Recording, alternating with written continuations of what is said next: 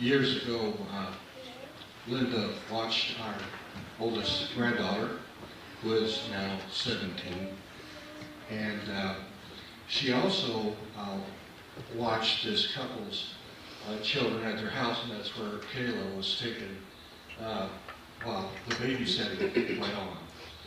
Well, to show you Linda's sense of humor, this couple worked for a motor home. And they had some influence and was in charge of advertising or something, I'm not quite sure.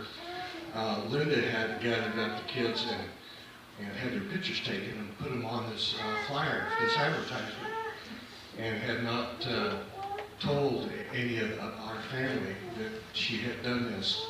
And so she just handed this and let us look at it. And I said, "Ma, that child looks just like Kayla." And I looked and I said, "Wait a minute, that is Kayla." She started laughing, and it was just a really neat thing that she had done for us. And so I still have that in a special box with some other papers and stuff that we always remember. That was a gift from Linda to us that we'll always have.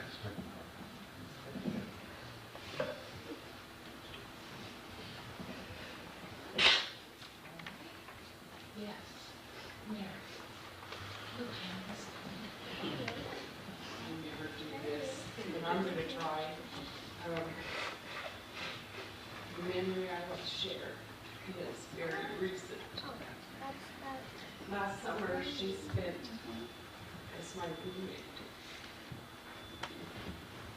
And she was so anxious to get out on her own against my urging. I really wanted her to stay longer, but she was really insistent on finding her place, and then didn't want me to come and see it until it was ready.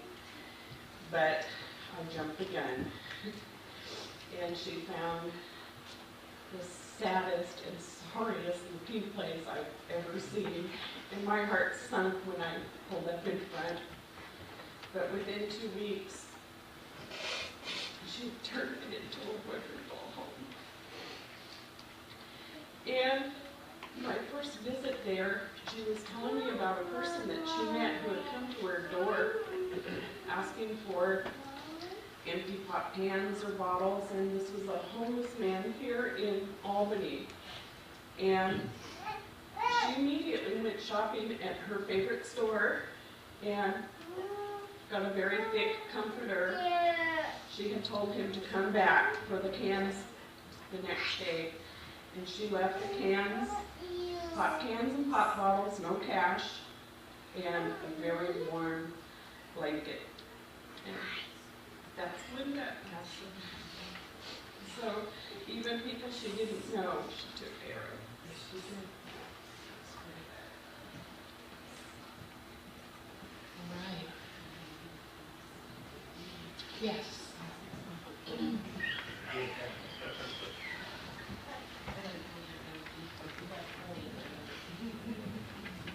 Hi, I'm Amber Wilson. My family and my mother over here, we lived next to Linda's family for quite a long time, all through my high school years growing up.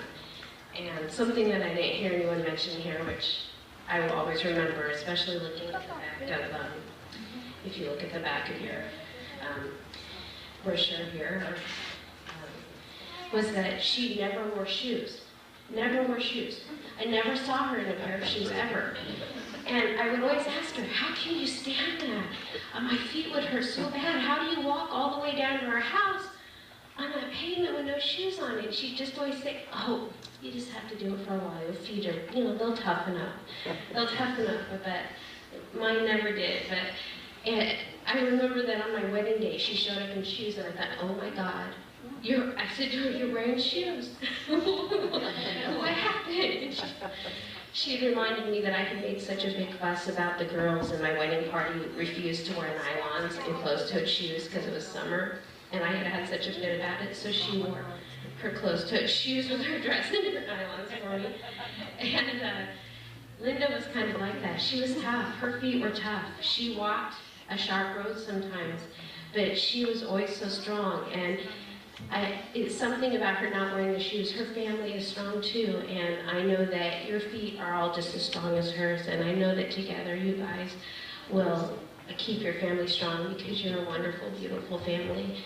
And I know that she knows that about you guys, and I hope that someday my feet can be as strong as hers.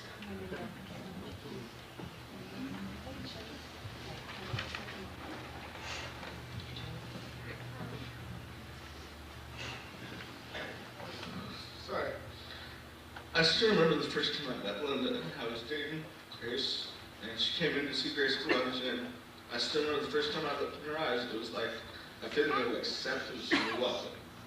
And then, I don't know, later on me and Grace split parts, but her mom, I found out later, could ask her every day, where's Joey? Where's Joey? And because of that, I have these 3 beautiful children and all these people that I've met, and it's just, it would have never happened if she wouldn't have produced assistant for me. I just met her once, and it took, just, I'll never ever forget her for that.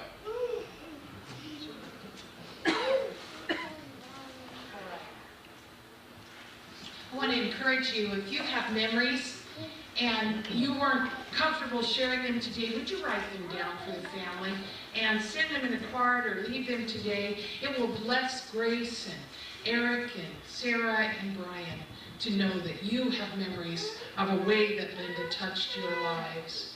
There is another song by Molly Williams and some more slides for us to share.